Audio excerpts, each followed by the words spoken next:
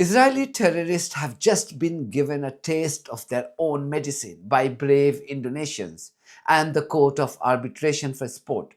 This story is simply amazing, quite extraordinary, and would make your day if you are horrified by the genocide in Gaza and the glaring double standards of depraved politicians from the West. So, without further delay, let's discuss this extraordinary development in greater detail. So the story is this. Indonesia is hosting this year's World Artistic Gymnastic Championships. The prestigious competition starts this Sunday, which is 19th of October, and will continue until 25th of October. The Indonesian government decided to deny visas to Israeli terrorists, citing the mass murder and Holocaust in Gaza. This hurt the pride of these terrorists who are accustomed to enjoying self entitlement and think they are above international law.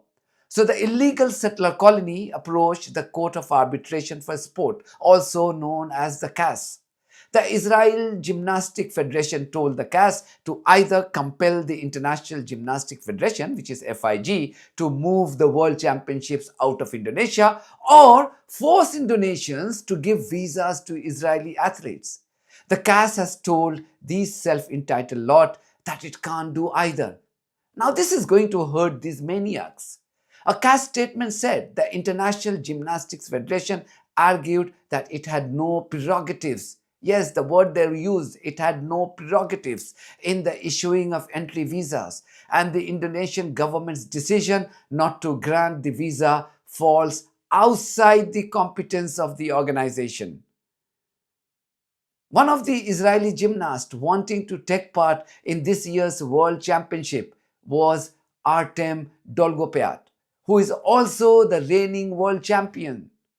He wrote on Instagram, and I quote, "We are so disappointed for the gymnast, male and female, and professional teams. But not only that, we are deeply concerned by the recent decisions that could negatively impact the future of all our delegations and the future of sport in general.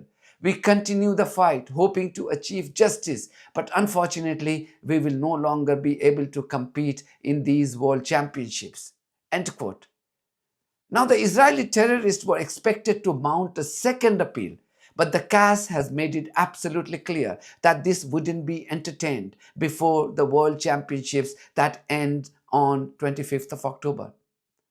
The step taken by Indonesia should become a precedent for other sporting bodies and host countries around the world to emulate. They must ban the rogue settler colony after what they did to Palestinians over the last 2 years. Israelis wanted the CAS to compel Indonesia to give them visas as if it was their birthright. The same settler colony forces its slave colony called the USA to deny visas to individuals and organizations that are critical of its genocidal policy. Who can forget the US Secretary of State Marco Rubio announcing this?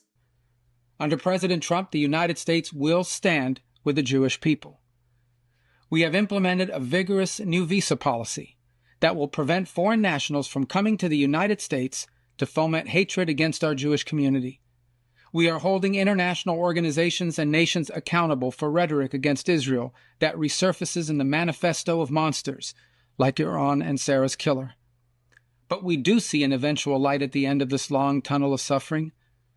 One can imagine a Middle East in which the Abraham Accords eventually reign. Then this Rubio chap justifies his action in response to a question from a reporter here. Mr. Secretary, a Turkish student in Boston was detained and handcuffed on the street by plainclothes agents. A year ago, she wrote an opinion piece about the Gaza war. Could you help us understand what the specific action she took led to her visa being revoked? Yeah, and what was your State Department's role in that process? We revoked her visa. It's an F1 visa, I believe.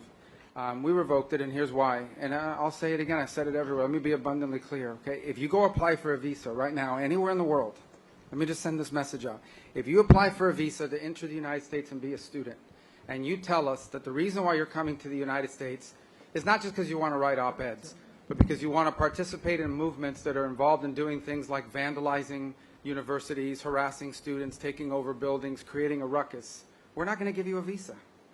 If you lie to us and get a visa and then enter the United States and with that visa participate in that sort of activity, we're going to take away your visa. And once you've lost your visa, you're no longer legally in the United States, and we have a right, like every country in the world has a right, to remove you from our country. So it's just that simple. I think it's crazy. I think it's stupid for any country in the world to welcome people into their country that are going to go to your universities as visitors. They're visitors. And say, I'm going to your universities to start a riot. I'm going to your universities to take over a library and harass people. I don't care what movement you're involved in. Why would any country in the world allow people to come and disrupt? Now, we gave you a visa to come and study and get a degree, not to become a social activist that tears up our university campuses. And more recently, this lunatic chap called Rubio denied visas to Palestinian diplomats. Yes, diplomats who wanted to take part in this year's UN General Assembly debate. This was in violation of UN Charter. And yet, Israeli dogs in the US administration went ahead to deny visas to Palestinian diplomats.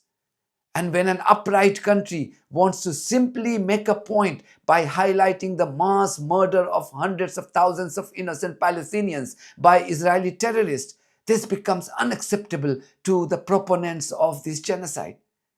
Why did they not raise their voice when the entire Gaza was being starved to death and bombed to pieces by deranged politicians running the rogue regime of this illegal settler colony? I'm told that as many as 90% population of this settler colony supported the mass slaughter of children and babies. So well done to Indonesia for this incredible step. Indonesia has always been consistent with its stand against Israel. If you remember, in 2023, Indonesia was stripped of its right to host football's Under-20 World Cup after the governor of Bali, where the draw was due to take place, refused to host the Israeli team. Indonesia, the world's most populous Muslim nation and one which has no formal diplomatic ties with Israel, was also banned from the 1964 Olympics after it refused entry visas for Israeli athletes for the 1962 Asian Games. Although that ruling was eventually overturned, Indonesia decided to boycott the Games. Indonesian case is not in isolation. This is the confirmation of the growing Israeli global isolation. More and more Western countries are now demanding the settler colonies' exclusion from major sporting events such as football. After the UN officially declared that Israel had committed a genocide in Gaza, Spanish Prime Minister Pedro Sanchez called for Israel to be excluded from international sports competitions over its actions in Gaza.